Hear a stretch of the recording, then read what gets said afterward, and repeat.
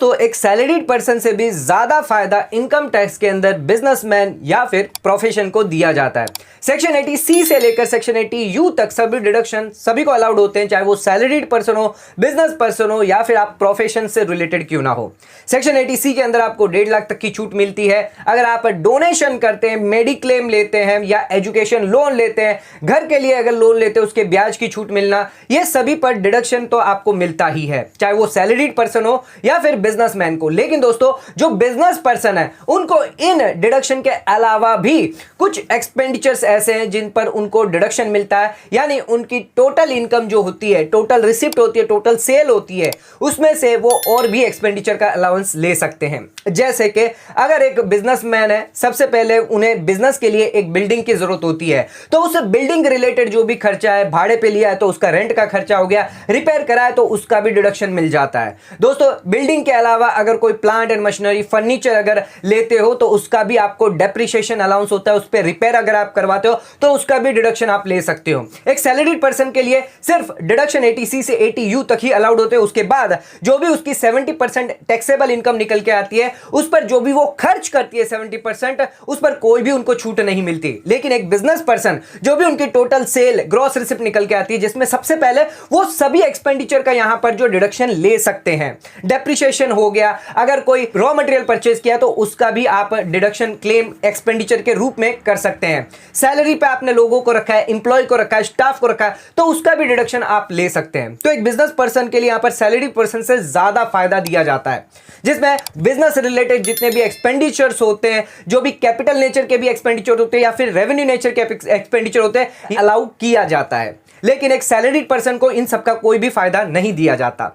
अगर business person car purchase करता है तो वो अपने जो कार परचेज की है उसको वो बिजनेस के अंदर क्लेम कर सकता है, डेप्रिसिएशन क्लेम कर सकता है ओवर द पीरियड 5 साल के लिए, 10 साल के लिए, एंड वो जितनी भी कार की जो वैल्यू है वो पूरी की पूरी टैक्सेबल, यहां पर जो इनकम है, जो टैक्स है, उसको बचाने में उसको काम आती है। लेकिन एक सैलरीड पर्सन अपनी इनकम के टैक्स देने के बाद अगर कार परचेज भी करता है तो उसे कोई भी इनकम टैक्स का फायदा उस कार परचेज पर नहीं मिलता। तो दोस्तों बहुत ही बड़ा डिफरेंस यहां पर एक सैलरीड पर्सन और बिजनेस पर्सन में निकल के आता है। तो आज के इस वीडियो के अंदर हम आपको बताने जाएंगे कि बिजनेस पर्सन को कौन से एक्सपेंडिचर जो है वो यहां पर अलाउेबल होते हैं, जो डिडक्शन 80C 80U है उनके अलावा कौन से एक्सपेंडिचर है जो यहां पर अलाउ किए जाते हैं, जो अपने बिजनेस में वो क्लेम कर सकते हैं। तो दोस्तों आज का वीडियो आपके लिए बहुत ज्यादा इंपॉर्टेंट होने वाला है। चैनल पे नए तो सब्सक्राइब कर लीजिए और बेल आइकन पे ऑल नोटिफिकेशन पे क्लिक कर लीजिए ताकि आपको आने वाले सभी नोटिफिकेशन रिगार्डिंग हमारे वीडियोस रेगुलरली मिलते रहें। तो चैनल को अभी तक सब्सक्राइब नहीं किया है तो सब्सक्राइब जरूर कर लीजिए। आइए स्टार्ट करते हैं अपने वीडियो को बिना देरी करते हुए।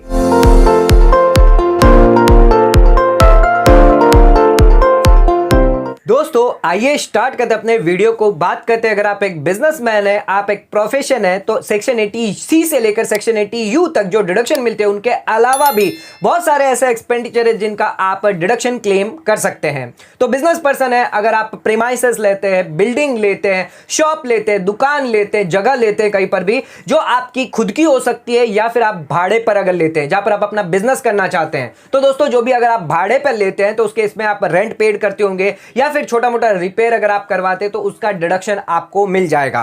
तो जो भी आप रेंट पेड करेंगे अपने ओनर्स को, जो भी ओनर होगा उस प्रीमाइसेस का जो भी रेंट आप पे करेंगे तो उसका डिडक्शन आप क्लेम कर सकते हैं। इसके अलावा अगर वो दुकान खुद की है, दुकान हो गई, प्रीमाइसेस हो गई, बिल्डिंग हो गई, अगर आपकी खुद की है तो उस केस में कोई भी रेंट अलाउ नहीं किया जाएगा, क्योंकि खुद के लिए कोई भी आप रेंट जो है क्लेम नहीं कर सकते। लेकिन अगर आपने बिजनेस के अंदर लगाई ऐसे पार्टनरशिप फर्म खोलकर, अगर आपने पार्टनरशिप फर्म खोली है और एज ए पार्टनर आप अपनी प्रीमाइसेस को उस बिजनेस के अंदर लगा रहे हैं तो उसमें अच्छा खासा आप टैक्स प्लानिंग कर सकते हैं, यहां पर आप डिडक्शन क्लेम कर सकते हैं। दोस्तों ना ही आपका डिडक्शन होगा, मान के चलिए कि आप एक पार्टनर है और आपने अपनी फर्म के अंदर अपनी जो शॉप है वो यहां पर रेंट पर दे दी, तो फर्म क्या करेगी, आपको 3 लाख का, 4 लाख का, 5 लाख तक का यहां पर रेंट दे देगी और वो यह डिडक्शन क्लेम कर सकती है, यानी फर्म को वो 5 लाख तक का बेनिफिट मिल जाता है एक्सपेंडिचर का। और अगर आपकी कोई अदर इनकम नहीं है और वो 5 लाख आप अपनी इनकम में दिखाते तो उस पर भी टैक्स नहीं लगता। तो यहां पर दोनों ही फायदा हो हो जाता है कि आप जो प्रीमाइसेस पे जो रेंट है वो क्लेम करके एक अच्छी खासी टैक्स प्लानिंग कर सकते हैं। आप यहां पर टैक्स बचा सकते हैं, 5 लाख रुपए तक आप यहां पर टैक्स बचा लेंगे। लेकिन अगर आपकी कोई अदर इनकम हुई तो उस केस में यहां पर स्लैब रेट वाइज आपको टैक्स लगेगा। लेकिन अगर आप फर्म में दिखाते हैं, उस पर कोई भी रेंट नहीं लेते, तो उस केस में 30% आपको टैक्स चार्ज हो जाता। दोस्तों, रेंट के अलावा रिपेयर अगर आप करवाते, बिल्डिंग का करंट रिपेयर हो गया या रिपेयर कॉस्ट हो गई, तो उस केस में भी आपको डिडक्शन मिल जाता है। चाहे आपकी खुद की हो या आपने भाड़े पर दुकान लेकर अगर उस पर रिपेयर करवाया तो भी आपको मिल जाता है। दोस्तों, खुद पे और भाड़े के अलावा भी अगर आपने लाइसेंस पे लिया है, लीज पे लिया है, मॉर्गेज किया है, तो करंट रिपेयर्स का भी आपको फायदा दिया जाता है। लेकिन दोस्तों, एक बात ध्यान रखिएगा, जो भी रिपेयर से या फिर जो करंट रिपेयर है, अगर वो कैपिटल नेचर का होता है तो उस केस में आपको डिडक्शन अलाउ नहीं किया जाएगा। दोस्तों, इनके अलावा और भी बहुत सारे एक्सपेंडिचर है जो यहां पर आपको बिल्डिंग पर दिए जाते हैं। बिल्डिंग है, प्रीमाइसेस है, जैसे कि अगर आपने म्युनिसिपल टैक्सेस पे किया है, लैंड रेवेन्यू पे किया, कोई रेट्स पे किया आपने सरकार को, तो उस केस में भी अगर आपने कोई इंश्योरेंस की पेमेंट करी है तो भी यहां पर आप जो है डिडक्शन क्लेम कर सकते हैं। तो आ जाते हैं अब अपने सेकंड पॉइंट पे। तो आपने बिल्डिंग प्रीमाइसेस तो परचेज कर ली, लेकिन अपना बिजनेस चलाने के लिए आपको प्लांट भी लेना पड़ता है, मशीनरी भी लेनी पड़ती है। बड़ी बड़ी कंपनियां होती है जो बड़ी बड़ी मशीनरी परचेज करती है, बड़े बड़े प्लांट परचेज करती है, या फिर फर्नीचर का एक्सपेंडिचर करती है। तो उस केस में अगर उसका रिपेयर करवाती है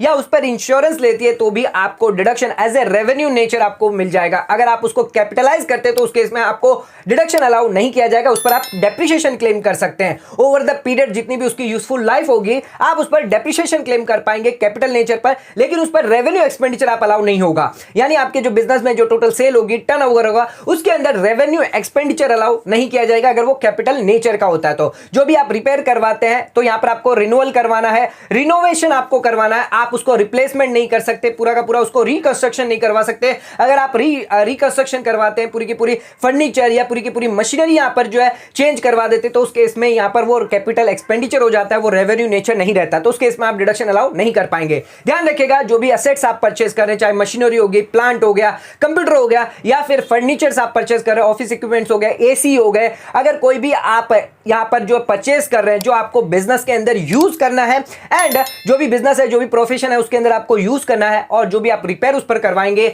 चाहे रिपेयर करवाए या उसका इंश्योरेंस जो लेते हैं, तो उसका आप डिडक्शन क्लेम आसानी से बिजनेस के अंदर कर सकते हैं। तो आ जाते हैं अब अपने थर्ड पॉइंट पे, जिसमें आप डेप्रिसिएशन का भी क्लेम ले सकते हैं। हमने पहला और सेकंड पॉइंट आपको बताया था, जिसमें आप रेवेन्यू नेचर का, यानी जो बिल्डिंग है, प्लांट एंड मशीनरी, फर्नीचर, उसमें आप रेवेन्यू नेचर का जो भी रिपेयर हो गया, इंश्योरेंस हो गया, उसका तो आप डिडक्शन क्लेम कर सकते हैं। लेकिन अगर कैपिटलाइज होती है तो उस केस में थर्ड पॉइंट के अंदर हम आपको बताएंगे कि आपका जो कैपिटलाइज नेचर है उस पर आप डेप्रिसिएशन क्लेम कर सकते हैं। जो भी एसेट्स है वो आपकी खुद की होनी चाहिए, जो आप बिजनेस प्रोफेशन के अंदर आप यूज कर रहे हैं, और अगर आपने 180 दिन के अंदर कम अगर यूज करी है तो उस केस में 50% ही आपको डिडक्शन अलाउ किया जाएगा। यानी जो 100% आपको डेप्रिसिएशन मिलना था वो आपको सिर्फ 50% अलाउ किया जाएगा उस एसेट्स का।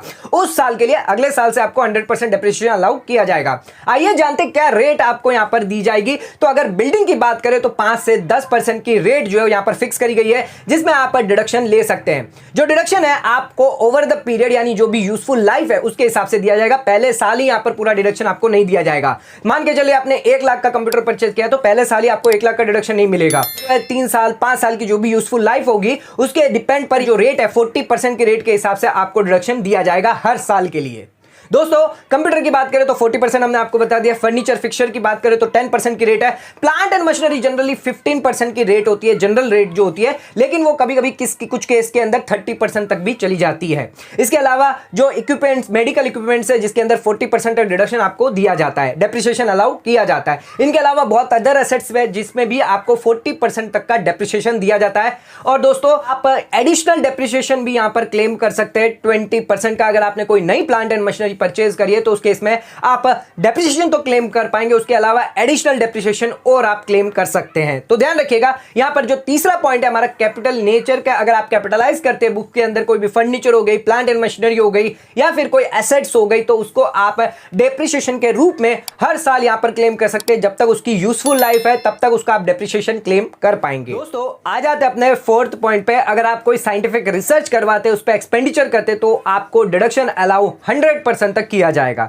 जो भी साइंटिफिक रिसर्च अपने प्रोडक्ट के आप करवाना चाहते हैं, सोशल साइंस स्टैटिस्टिकल रिसर्च करवाना चाहते हैं, जो भी यूनिवर्सिटी है, कॉलेज है, एसोसिएशन है या फिर किसी इंडियन कंपनी को साइंटिफिक रिसर्च के लिए आप अपना प्रोडक्ट देना चाहते हैं, उसको पेमेंट कर रहे हैं, तो 100% आपको डिडक्शन इसका मिल जाएगा। अगर दोस्तों आप इन हाउस यहां पर रिसर्च करवाते हैं, खुद का रिसर्च सेंटर खोलते हैं जहां पर आप साइंटिफिक रिसर्च कर रहे हैं, अगर रेवेन्यू एक्सपेंडिचर कर रहे हैं, स्टाफ की सैलरी दे रहे हैं, या फिर कोई प्लांट एंड मशीनरी आपने लगाई, कैपिटल नेचर की आपकी कैपिटल नेचर का आप एक्सपेंडिचर अगर कर रहे हैं, तो उस केस में भी आपको 100% डिडक्शन मिल जाएगा। लेकिन अगर लैंड है तो उस केस में आपको अलाउ नहीं किया जाएगा। तो दोस्तों ध्यान रखिएगा, जो भी साइंटिफिक रिसर्च करवाते हैं अपने प्रोडक्ट के लिए, सोशल साइंस करवाते हैं, स्टैटिस्टिकल रिसर्च करवाते हैं, 100% तक डिडक्शन आपको यहां पर अलाउ कर दिया जाएगा। आ जाते हैं अपने 5th पॉइंट पे। तो अगर आप कोई कैपिटल बोरोड करते हैं, लोन लेते हैं, तो उस केस में जो भी ब्याज आप पे कर रहे हैं उसका भी डिडक्शन आप क्लेम कर सकते हैं। जो भी कैपिटल आपने बोरोड किया है कोई नई एसेट परचेज करने के लिए, या फिर आपके डेब्ट्स लॉसेस पे करने के लिए, अपने एग्जिस्टिंग बिजनेस के लिए, या फिर बिजनेस का एक्सपेंशन आप करना चाहते हैं, उसके लिए आपने अगर कैपिटल बोरोड किया है, तो जो भी ब्याज आप पे कर रहे हैं उसका डिडक्शन आप ले सकते हैं। ध्यान रखिएगा, अगर कोई एसेट्स आपने परचेज करी है, तो जब से आपने कैपिटल बोरो किया है और जब तक उसको पुट टू यूज नहीं रखा है उस एसेट्स को, तब तक का जो भी कैपिटल नेचर इंटरेस्ट, जो भी ब्याज होगा वो कैपिटल नेचर माना जाएगा और उसको कैपिटलाइज किया जाएगा, उसका डिडक्शन आपको नहीं मिलेगा। लेकिन जिस दिन से आप यूज करने स्टार्ट कर देंगे, उस दिन से आप उसका डिडक्शन जो है, जो ब्याज का डिडक्शन है, जो इंटरेस्ट आप पे कर रहे हैं, जो लोन आपने लिया है, जिसका ब्याज आप पे कर रहे हैं, उसका डिडक्शन आप इनकम टैक्स के अंदर क्लेम कर पाएंगे। दोस्तों आइए आ जाता है अब अपने 6th पॉइंट पे। तो जो भी आप बोनस पेड करते हैं अपने इंप्लॉइज को, कमीशन पेड करते हैं, तो उसका भी डिडक्शन आपको अलाउ किया जाता है। अगर बिजनेस के अंदर अगर आपके इंप्लॉइज है, सैलरी तो आपको अलाउ की जाती है, सैलरी आप जो पे करते हैं उसका तो डिडक्शन आप लेते हैं, पर अगर आपने बोनस दिया तो उसका भी डिडक्शन आप ले सकते हैं। इसके अलावा जो कमीशन है, आप अगर कमीशन भी देते हैं अपने इंप्लॉइज को या फिर किसी अदर को कमीशन देते हैं अपना जो प्रोडक्ट है वो बेचने के लिए, तो उस केस में ज्यादा उन्होंने बेचा है तो उस केस में सेल्स पर अगर आप कमीशन दे रहे हैं, टर्नओवर पे कमीशन दे रहे हैं, तो वो भी यहां पर अलाउ किया जाएगा। ध्यान रखिएगा, बोनस और कमीशन अगर आप पे कर रहे हैं तो एक्सपेंडिचर अलाउ होगा इनकम टैक्स के। आ जाते हैं अपने 7th पॉइंट पे। तो अगर कोई बेड डेब्ट्स आपको हुए हैं, प्रोविजन आपने किया बेड डेब्ट्स का, जो इरिवोकेबल डेब्ट्स है उसका भी डिडक्शन आपको अलाउ किया जाएगा। तो अगर आपने सेल्स करी है, जो डेटर है आपको पेमेंट्स नहीं कर रहे, 1 साल हो गया, 2 साल हो गया, पेमेंट्स आने वाली ही नहीं है, तो आप उसको अपने बुक्स के अंदर, जब आपने पहले जब बेचा था माल, जब सेल करी थी, तब आपने उसको अपनी इनकम बताई थी, टर्नओवर बताया था अपना, लेकिन अब वो पैसा ही वापस नहीं आ रहा जो आपने बेचा है माल, जो सेल आपने करी है, जो डेटर है वो भाग चुका है या फिर वो पैसा देने के लिए तैयार नहीं है, तो उस केस में आप उसको बेड डेब्ट दिखाकर अपने बुक्स के अंदर उसको राइट ऑफ कर सकते हो, उसको अपना डिडक्शन जो है वो क्लेम कर सकते हो। तो बेड डेब्ट्स हो गया, प्रोविजन फॉर बेड डेब्ट्स हो गया, वो भी यहां पर जो है अलाउ आपको किया जाएगा। आ जाते हैं अपने अगले पॉइंट पे। तो कौन से एक्सपेंडिचर है जिसका आपको डिडक्शन अलाउ नहीं होता है? अगर कोई कैपिटल नेचर का एक्सपेंडिचर हुआ जिसका आप डिडक्शन क्लेम नहीं कर सकते, डेप्रिसिएशन आप क्लेम कर सकते हैं, लेकिन डिडक्शन आपको रेवेन्यू नेचर का नहीं दिया जाएगा। अगर आपने कोई ऑफेंस किया है, प्रोहिबिशन किया है, लॉ को प्रोहिबिट किया है, उसके रिलेटेड अगर आपने कोई पेमेंट करी है, पेनल्टी पेमेंट करी है, तो उसका डिडक्शन आप नहीं क्लेम कर सकते। या फिर अगर आपने कोई पर्सनल नेचर का यहां पर एक्सपेंडिचर किया है, आपने खुद के नाम पर इंश्योरेंस पॉलिसी ले ली है, तो उस केस में आपको डिडक्शन अलाउ नहीं होगा। आपने ट्रैवलिंग कर लिया, खुद के नाम से कोई एयर फ्लाइट बुक करवा लिया अपने घूमने फिरने के लिए, या फिर कोई एसेट आपने परचेज करी, जैसे कि लैपटॉप परचेज किया पर वो आप घर के लिए यूज कर रहे हो, बिजनेस के लिए यूज नहीं कर रहे हो, तो उस केस में आपको डिडक्शन बिजनेस के अंदर, प्रोफेशन के अंदर अलाउ नहीं किया जाएगा। तो अब हमारा जो आखिरी पॉइंट है जिसके अंदर हम सभी एक्सपेंडिचर देख लेते हैं जो नॉर्मली बिजनेस पर्सन को यहां पर अलाउ किया जाता है। तो यहां पर अगर आपकी जो स्टाफ है उसको आप सैलरी देते हैं तो वो आपको डिडक्शन मिल जाएगा। आपका जो भी बिजनेस है, आपका जो भी प्रोफेशन है, स्टाफ रखा है, एम्प्लॉय रखा है, उसका आप डिडक्शन ले सकते हैं। स्टाफ के अलावा जो भी आपने रॉ मटेरियल यूज किया बिजनेस के लिए, आप जॉब वर्क करवाते हैं, तो उसका भी आप डिडक्शन ले सकते हैं। जो भी रॉ मटेरियल है, फिनिश प्रोडक्ट है, जिनका भी जो भी फिनिश प्रोडक्ट होंगे उनका आप डिडक्शन क्लेम कर सकते हैं। इसके अलावा टेलीफोन एक्सपेंस हो गया, light city electricity bill expense हो गया, स्टेशनरी प्रिंटिंग, आपने पैकिंग करवाया है, वेजेस दिया है जो भी लेबर को, लीगल एक्सपेंस हो गए, प्रोफेशनल एक्सपेंस हो गए, कम्युनिकेशन एक्सपेंस हो गए, कन्वेंस एक्सपेंस हो गए, ये सभी एक्सपेंस आपको अलाउ किए जाते हैं। दोस्तों इनके अलावा भी अगर आपके ध्यान में कोई एक्सपेंसेस है तो नीचे कमेंट करके मैं जरूर बताएगा। तो ये सभी एक्सपेंसेस जो है वो यहाँ पर आपके बिजनेस में अलाउ किए जाते हैं। तो आज के वीडियो के अंदर हमने देखा कि एक बिजनेस पर्सन को यहाँ पर ज्यादा डिडक्शन, ज्यादा एक्सपेंडिचर अलाउ किया जाता है सैलरी पर्सन के मुकाबले। जो सेक्शन 80C 80U के तो डिडक्शन आपको मिलते ही हैं, पर उनके अलावा अगर आपकी जो टोटल सेल है जिसके अंदर आपने बिजनेस के अंदर जो खर्चा खर्चे किए हैं, बिल्डिंग रिलेटेड खर्चा किया है, प्लांट एंड मशीनरी रिलेटेड खर्चा किया है, फर्नीचर रिलेटेड खर्चा किया है, रिपेयर आपने करवाया है, ऑफिस रिलेटेड कोई खर्चे किए हैं, तो उसका भी डिडक्शन आप अपने बिजनेस में क्लेम कर सकते हैं। तो दोस्तों आज का वीडियो अगर आपको पसंद आया, चैनल को लाइक और सब्सक्राइब जरूर करिएगा, ज्यादा से ज्यादा शेयर जरूर करिएगा। धन्यवाद।